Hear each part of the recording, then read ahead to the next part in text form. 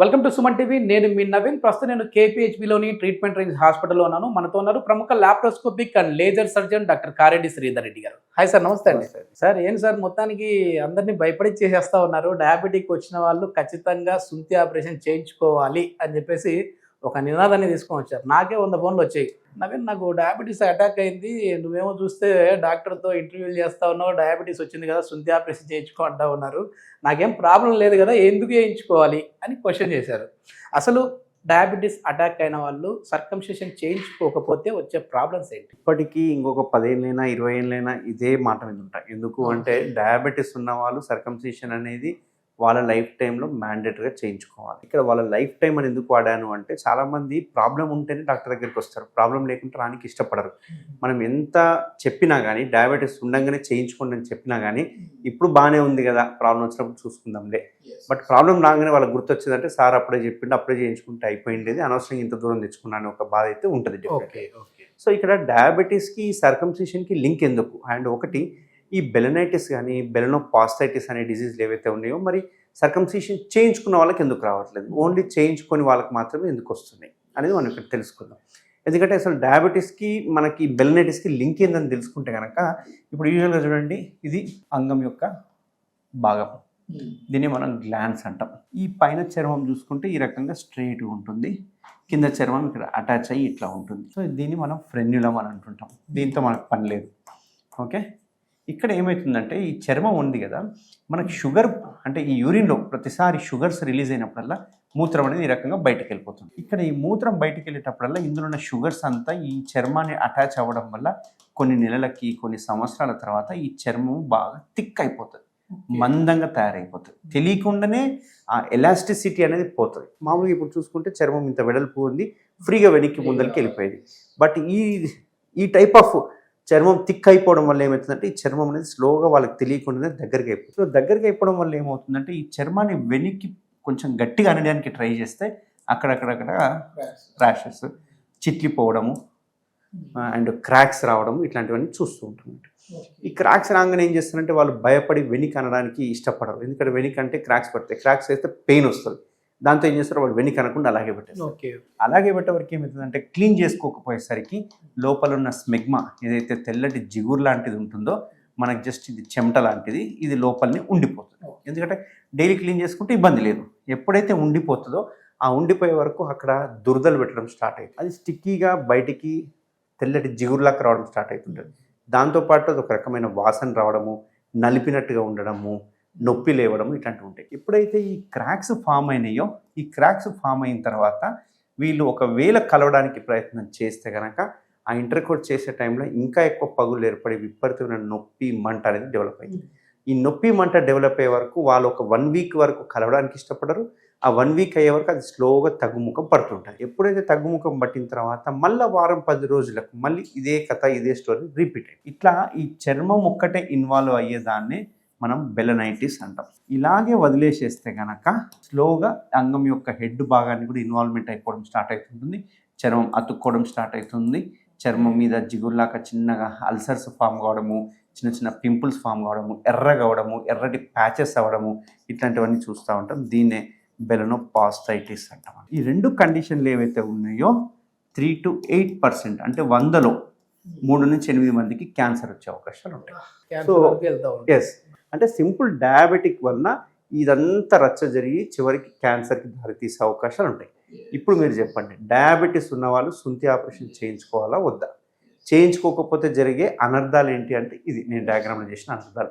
అంటే వాళ్ళ లైఫ్ టైంలో ఏదో ఒక రావచ్చు. అంటే నన్ను అడిగే వాళ్ళు, నాకు కాల్ చేసిన వాళ్ళు కూడా ఏంటంటే, ఇప్పుడు మీకు రాకపోవచ్చు కానీ ఖచ్చితంగా అయితే వచ్చే అవకాశమే ఉంటుంది.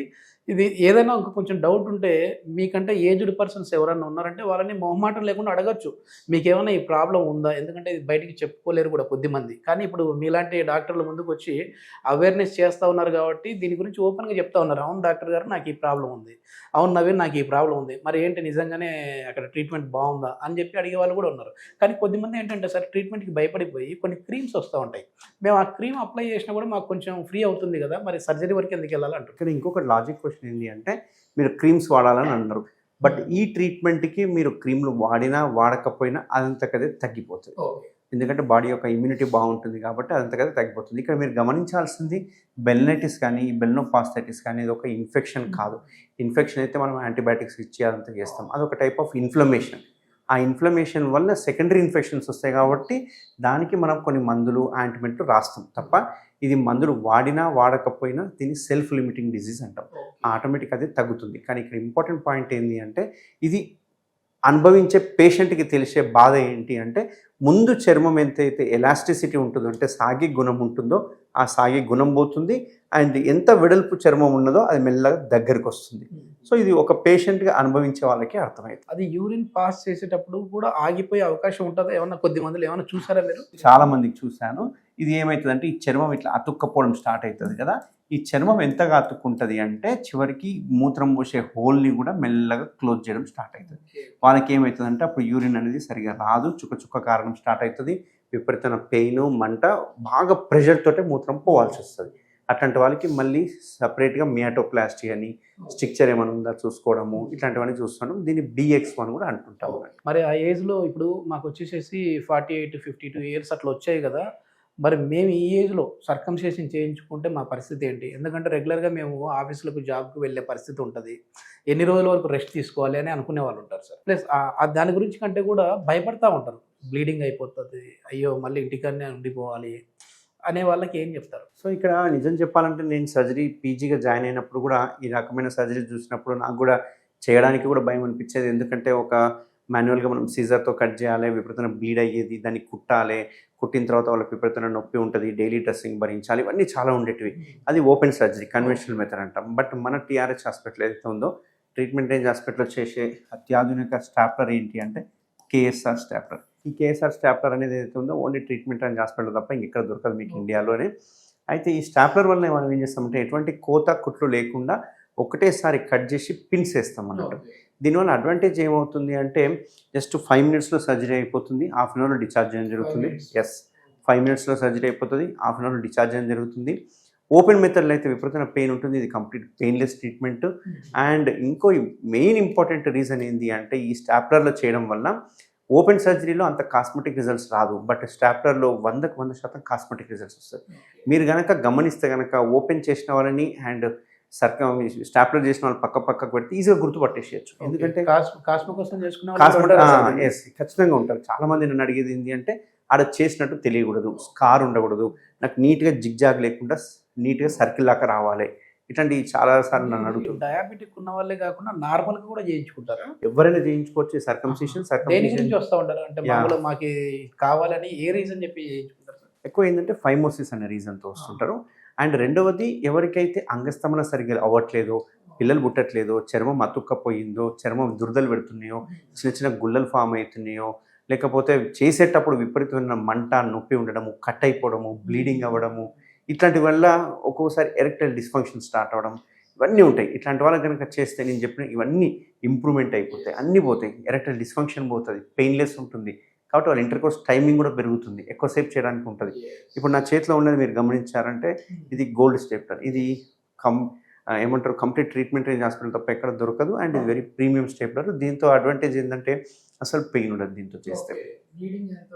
0 బ్లీడ్ అండ్ 0 పెయిన్, 0 బ్లీడ్. అసలు చేసేటప్పుడు కావచ్చు లేకపోతే చేసిన తర్వాత కూడా బ్లీడ్ అనేది ఉండదు. కాకపోతే ఏంటంటే తీసుకునే జాగ్రత్తలు ఇంపార్టెంట్. కొంచెం అంగస్తమన కాకుండా చూసుకుంటే అసలు బ్లీడ్ ఉండదు. సడన్గా నిద్రలో అంగస్తమన అయింది అనుకోండి, బ్లీడ్ అయ్యే అవకాశాలు ఉంటాయి. ఓకే, అంటే దానికి కొన్ని టెక్నిక్స్ చెప్తారు చెప్తాం సర్జరీ అయిన తర్వాత. ఓకే. ఇది మొత్తానికి ఏంటంటే డయాబెటిక్ ఉన్న వాళ్ళలో ఏదైనా బ్లడ్ బయటికి అంటే దెబ్బ ఏదైనా తగిలితే మానాలి అంటే కూడా టైం పడుతుందని భయపడుతూ ఉంటారు. సో ఇక్కడ బ్లీడింగ్ అనేది 0% ఉంది అని చెప్పేసి సార్ చెప్తా ఉన్నారు. హ్యాపీగా మీరు ఇక్కడ KSR స్టాప్లర్ తోటి ట్రీట్మెంట్ రేంజ్ హాస్పిటల్ అయితే ఈ సర్కంసేషన్ ఆపరేషన్ చేయించుకోవచ్చు అని చెప్పేసి కారెడ్డి శ్రీధర్ రెడ్డి గారు చెప్తున్నారు. దీనికి సంబంధించి ఫర్దర్ ఇన్ఫర్మేషన్ ఏదైనా కావాలంటే కాంటాక్ట్ నెంబర్ ప్రొవైడ్ చేస్తా ఉన్నాం. మీరు నేరుగా హాస్పిటల్ వారితో మాట్లాడచ్చు. Thank you.